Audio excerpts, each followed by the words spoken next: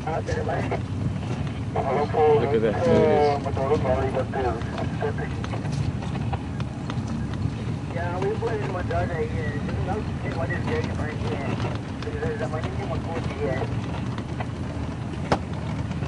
Solly also just joining us here now, but look at that.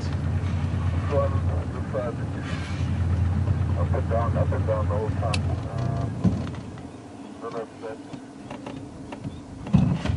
This is not a happy sight. I'm sure quite a few of you are maybe quite sad or maybe quite bothered or disturbed about this at the moment, but this is the activities that happened in this area last night.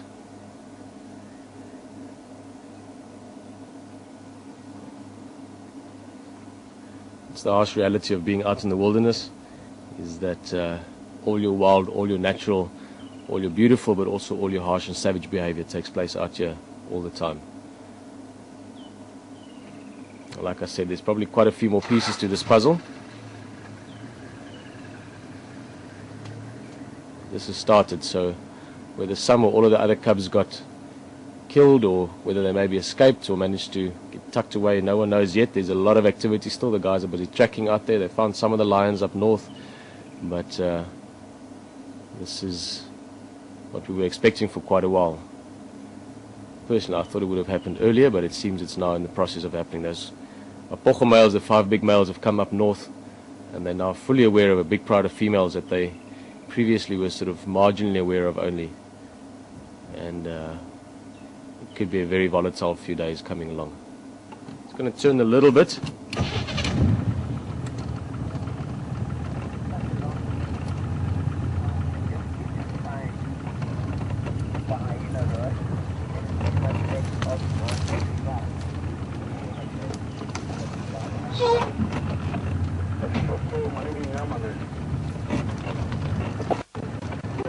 Try and get a different side here.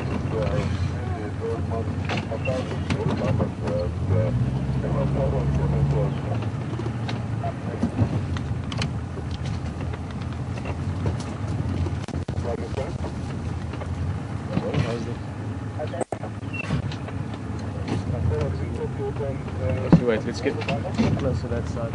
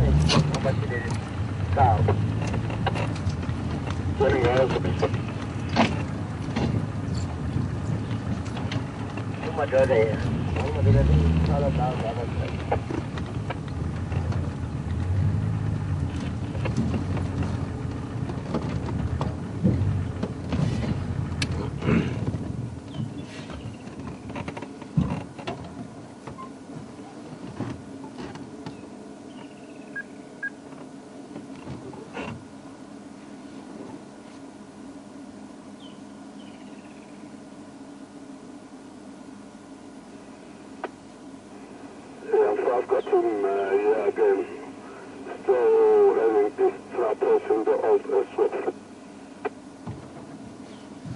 As you can see there, Jan will take you closer to it, but very, very typical killing. They've killed it around by biting it around the neck area and also the skull itself, the head.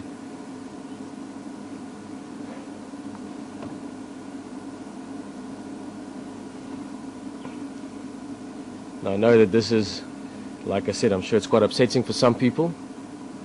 It's very emotional. We've seen lots of these lion cubs from when they were very young. They were only a couple of weeks old when we started seeing them. Over time we've had some spectacular views and experiences with this pride and these youngsters. Like we did sort of preempt a little bit, and as it has been seen and studied before in other areas, as soon as big males get pushed over or killed or pushed out by other males, those other males do normally kill all the young infants around, or all the young cubs. So this was expected, but it's nonetheless still very shocking and very emotional when it does happen.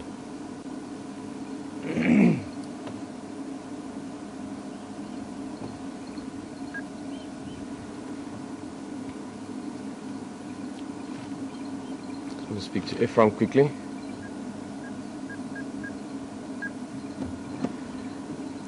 Ephraim again.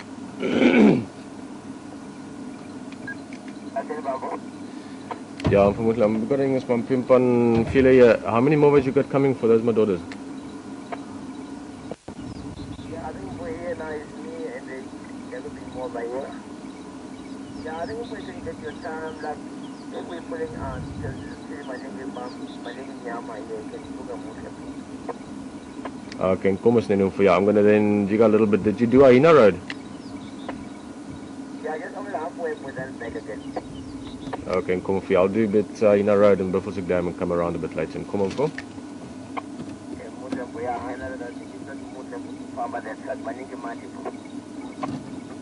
Okay, and come on for. Okay. Well, guys, this is, as you can imagine, it's quite disturbing. Something that over time and being out here quite a lot, I have seen before and experienced before, and that is something that does happen. For those of you that maybe first time are experiencing this and maybe quite upset about this, I remember just recently I told some of my friends when I was on leave that this is likely to happen with some of the lions, and they got very upset. A few of them got very emotional about it in terms of trying to protect them or take them out or so on. It's obviously very important that we realize first and foremost this is a big, large ecosystem that we're part of, and us as Wild Earth and also the other people in this area with lodges and so on from Djuma, we are literally just part of the system in terms of seeing it and observing it and being part of it. But if we start interfering too much, that wouldn't be right. This is a very natural process, as much as it is horrible, as much as it does seem very savage. Like I was saying the other day when we were talking for a bit, that not so long ago people used to do this as well. Infanticide is not something that is uncommon in mammal behavior, as much as it is quite an emotional issue.